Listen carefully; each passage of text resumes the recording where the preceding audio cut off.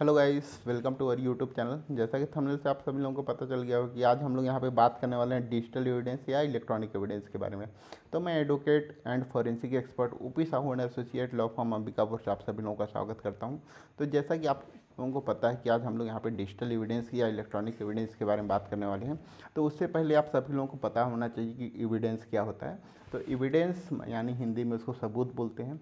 किसी भी क्राइम को या एक्ट को या कुछ भी चीज़ को प्रूव या डिसप्रूव करने के लिए जो चीज़ वहाँ पे पेश किया जाता है उसको हम लोग सबूत बोलते हैं। ठीक है, वो कुछ भी हो सकता है, या कोई किसी के थ्रू आप गवाही करवा सकते हैं, आप बता सकते हैं, जिसको आई विटनेस बोलते हैं, या तो आप कोई फिजिकल एविडेंस वगैरह प्रूव कर सकते हैं। तो ये सब हम लोग का वहाँ पे आ जाता है। तो एविडेंस जो है मेनली वहाँ पे 3 प्रकार का होता है। पहला है आप लोगों का फिजिकल एविडेंस, दूसरा है ओरल एविडेंस और तीसरा है आप लोगों का इलेक्ट्रॉनिक एविडेंस। तो मेनली आज हम लोग यहाँ पे जो बात करेंगे इलेक्ट्रॉनिक एविडेंस के बारे में बात करेंगे कि इलेक्ट्रॉनिक एविडेंस क्या होता है, उसको कैसे हम लोग न्यायालय में प्रूफ या डिसप्रूव कर सकते हैं। तो कोई भी डिजिटल डिवाइस के थ्रू अगर कोई भी एविडेंस जनरेट किया जाता है तो उसको हम लोग इलेक्ट्रॉनिक एविडेंस यहाँ पे बोलते हैं। ठीक है, जैसा कि आप लोगों को पता है कि अगर बहुत सारे क्राइम हो रहे हैं उसमें आप लोगों का वीडियोग्राफ, फोटोग्राफ्स है, कॉल रिकॉर्ड है, व्हाट्सएप चैट है और फेसबुक में कुछ पोस्ट वगैरह है तो उसका स्क्रीनशॉट वगैरह लगा देते हैं, जिससे आपको लगता होगा कि हाँ वहाँ पे मेरे खिलाफ कुछ सबूत वहाँ पे पेश कर दिया, या आपने किसी को दिया तो हाँ लगता होगा कि हाँ मैंने ये सबूत है तो आपको दे दिए तो आप उसके अगेंस्ट में वहाँ पे सज़ा हो जाएगा। लेकिन ऐसा कुछ भी नहीं है, क्योंकि कोई भी एविडेंस जब पेश करते हैं तो उसके साथ हम लोग को एक सर्टिफिकेट देना पड़ता है, और सर्टिफिकेट देने के बाद ही आपका वो कोर्ट में एडमिसिबल होगा या नहीं होगा, वो क्रॉस एग्जामिनेशन के बाद ही पता चलता है। ठीक है, तो सबसे पहले हम लोग ये देख लेते हैं कि कोई भी इलेक्ट्रॉनिक एविडेंस है उसके साथ कोई भी सर्टिफिकेट हमको क्यों देना पड़ता है। क्योंकि आप लोगों को पता होगा जो इलेक्ट्रॉनिक एविडेंस है उसको आसानी से हम लोग उसमें कोई भी चेंजेस वगैरह कर सकते हैं।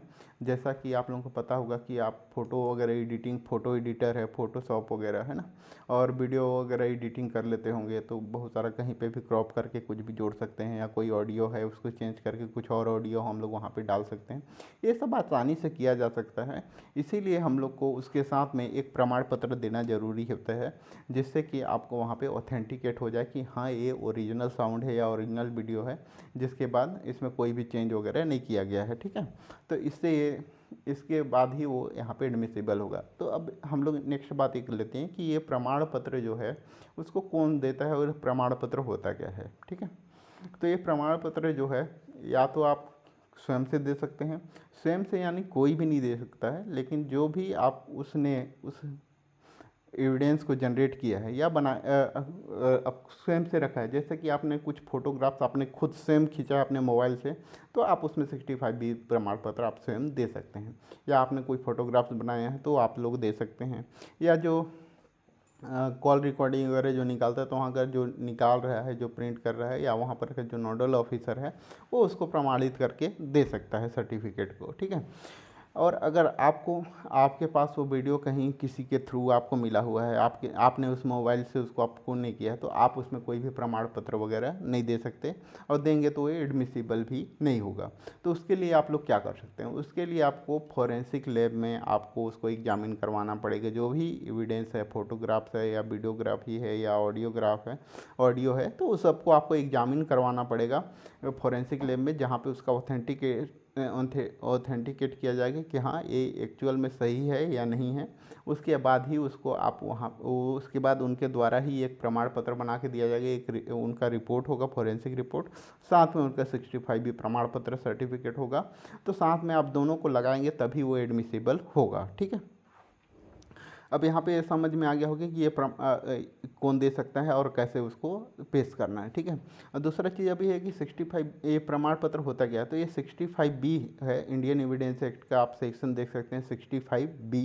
तो उसमें आपको पता चल जाएगा कि कोई भी इलेक्ट्रॉनिक एविडेंस जब हम लोग यहाँ पे प्रूव करते हैं या देते हैं तो उसके साथ में आपको 65B सर्टिफिकेट लगाना अनिवार्य है। तो आप लोगों को यहाँ तक समझ में आ गया कि आपको कौन सा एविडेंस वहाँ पे देना है और कि उसके साथ कौन सा प्रमाण पत्र देना है। अब हम लोग नेक्स्ट बात कर लेते हैं, अगर आप लोगों स्वयं से अगर 65B प्रमाण पत्र देना चाहते हैं तो उसमें क्या क्या इंग्रेडिएंट होना चाहिए, क्या क्या उसमें मेंशन होना चाहिए। तो आपका फाइल का नेम होना चाहिए, आपके डिवाइस का नाम वगैरह होना चाहिए, ये सब वहाँ पे लगाना है। और बहुत सारी चीज़ें होती है जो कि आप अगर आपको चाहिए होगा तो आप लोग कमेंट बॉक्स में कमेंट करके पूछ सकते हैं, तो मैं उसमें आपको बता दूंगा। या आप लोगों को कोई ऑथेंटिकेट कराना होगा तो आप मेरे को कमेंट बॉक्स में कमेंट करके पूछ सकते हैं, ठीक है। तो इसके तहत आप लोग वहाँ पे सर्टिफाइड हो जाएगा। तो अब सर्टिफिकेट देने के बाद ये नहीं है कि आप लोगों का वहाँ पे प्रूफ हो गया कि आपको सज़ा हो ही जाएगा। उसके बाद क्या है, जो डिफेंस लॉयर होते हैं वो उस चीज़ को एग्जामिन करेंगे, क्रॉस एग्जामिनेशन करेंगे, और चीफ एग्जामिनेशन इन चीफ होगा और क्रॉस एग्जामिनेशन होगा। उसके बाद ही वहाँ पे प्रूफ या डिसप्रूव होगा कि आपके अगेंस्ट में है या आपके फेवर में है, ठीक है। अगर वहाँ पे आपके अगेंस्ट में आता है तो इलेक्ट्रॉनिक एविडेंस वहाँ पे आपके अगेंस्ट में वहाँ पे सज़ा सुनाया जाएगा, अदरवाइज आप लोगों के फेवर में होगा तो आप लोग वहाँ पे बच जाएंगे, ठीक है। वीडियो अच्छा लगा तो वीडियो को लाइक और चैनल को सब्सक्राइब कर लीजिएगा, और इस तरह का वीडियो देखने के लिए चैनल को सब्सक्राइब करें। Thanks for watching.